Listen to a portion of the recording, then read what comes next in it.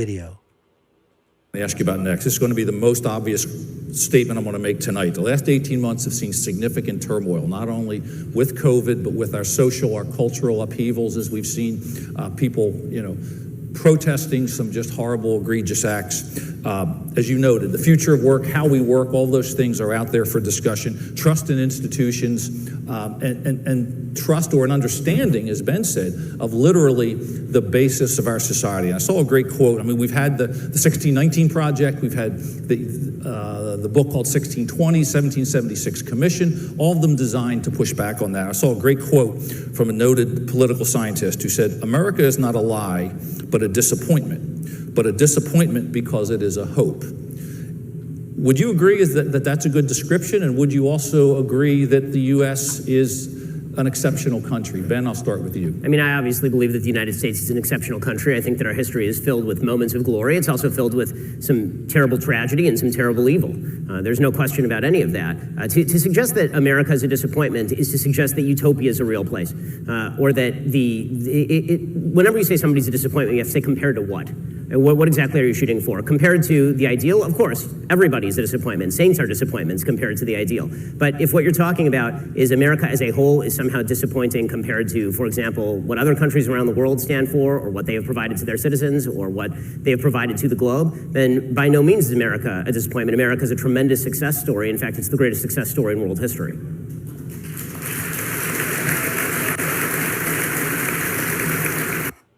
So, again, concise, precise, right on the money. Ben Shapiro laid it out. Of course, that's the first thing.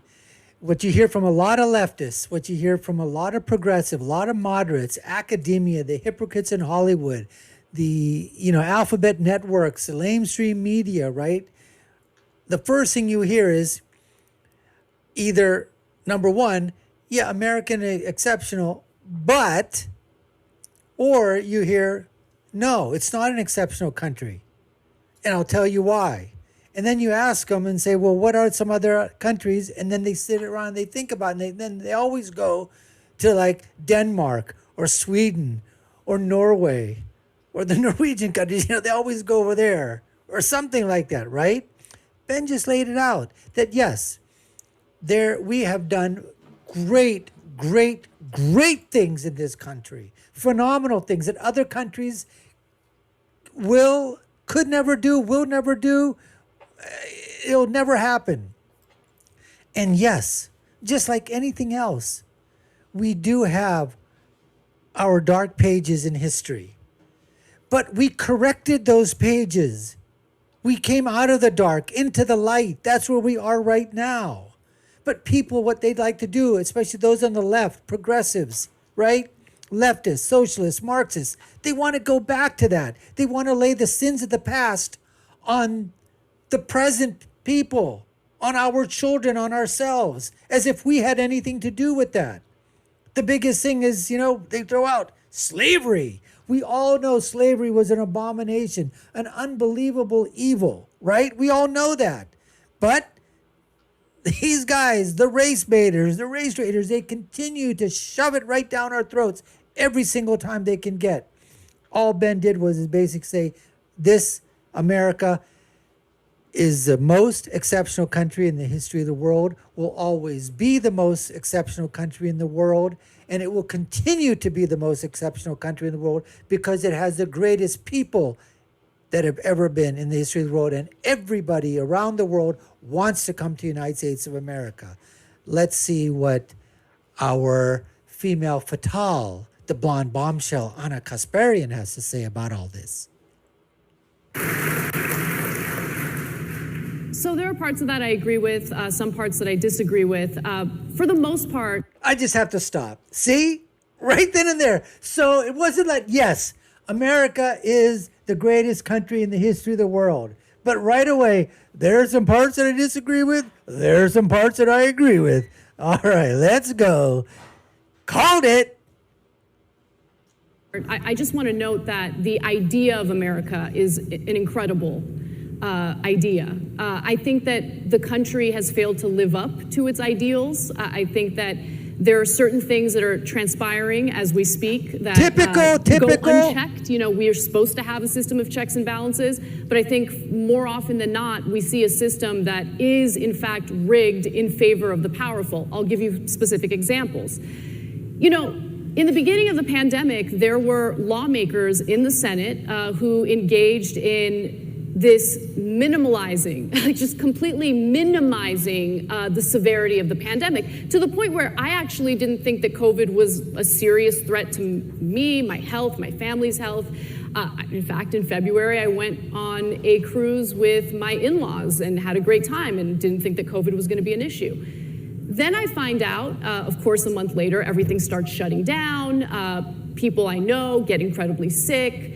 And then news reports come out in regard to members of the Senate who had a classified briefing, closed-door briefing on the severity of COVID, and immediately turned around and started selling their stocks. They started buying tech stocks, realizing that people are likely to work home, so they might need to invest in technology or companies that offer technologies that make that possible. Basically, there's insider trading happening within the Senate.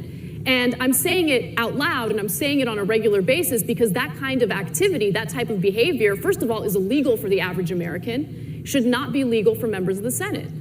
The fact that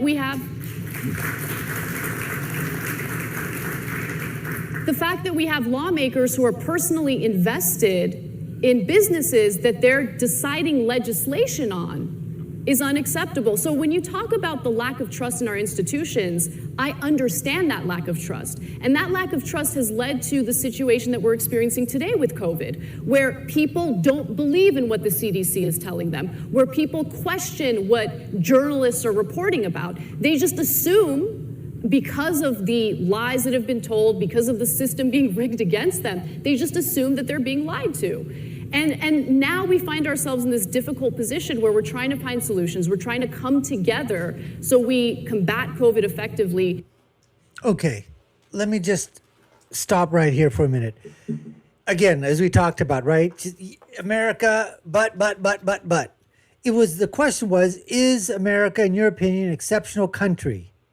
And so she starts with that, but, and then she goes into, it's a rigged system. You know what? People don't believe the government. People don't do this. People don't do that. And one thing I do agree with Ana in terms of what she's saying is that, you know what, there is a 2, 3, 4-tiered system here. You've got the elites, you're powerful, the wealthy, the people in government, right? Academic, you've got that group of people, and a lot of times they do get away with a lot of things that the average, normal, everyday American citizen would not get away in. And she cites a good example. I don't think it has anything to do with the question, is America an exceptional country? But in terms of what she was talking about, absolutely. People in the Senate, people in Congress, the president, obviously, anybody that has a means and opportunity to hear about laws and policy that you're passing and what it's going to do to affect one part of let's say business, or it's going to an industry or whatever, or a sector. You should not be able to trade using that information. So I agree with that. That's a different power dynamic. All right. Then she's talking about why we don't believe the CDC, why we don't believe the government. Well, Anna, could it be because of the lies that they perpetuated? Could it be that, for example, the way that Fauci talked about, giving us 50 different answers, lying about where COVID-19 started, lying about the Wuhan lab, lying about where the virus originally, came from, not giving us proper information, masked, not in terms of ivermectin, in terms of hydroxychloroquine, in terms of all of these things. The CDC lying about, in terms of the number of deaths that were occurring in nursing homes, what happened in Pennsylvania, in New York, in a lot of blue states, all these things. Could that be a reason? I'm just basically shooting this thing back at her answer because she didn't answer the question, which really was, what makes America exceptional? talk about the exception. You're going to talk about what we did okay in World War II, what we did, for the world. When people cry out for help, it's the United States of America that goes there. What are we doing for Ukraine right now? What are we doing for any other countries that are out there? We give the most, $500 million in charity. No other country even comes close to that.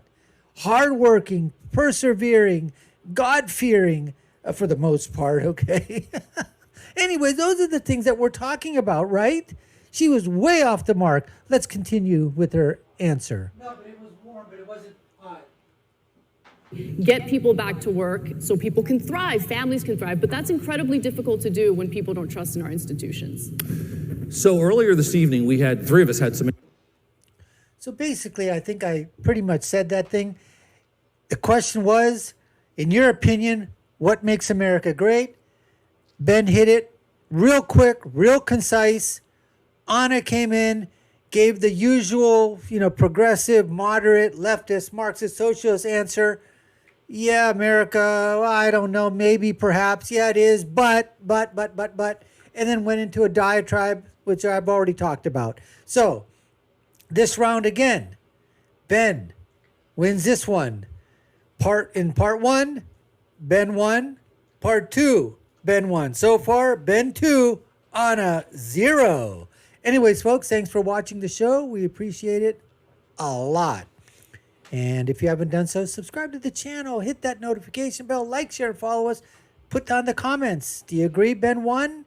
Do you think Ana won? Do you think she made some good points? Give us your comments. Let us know what you think. You're watching the Dr. Nasir Shaikh Show. I've been your guest host. My name is Dr. Nasir. We appreciate you so much. I'll leave you with my final thought, which is, when you're right, you're right. And when you're left, you're wrong. We'll see you again next time, folks. Take care. Yeah, it should be there. Stay safe.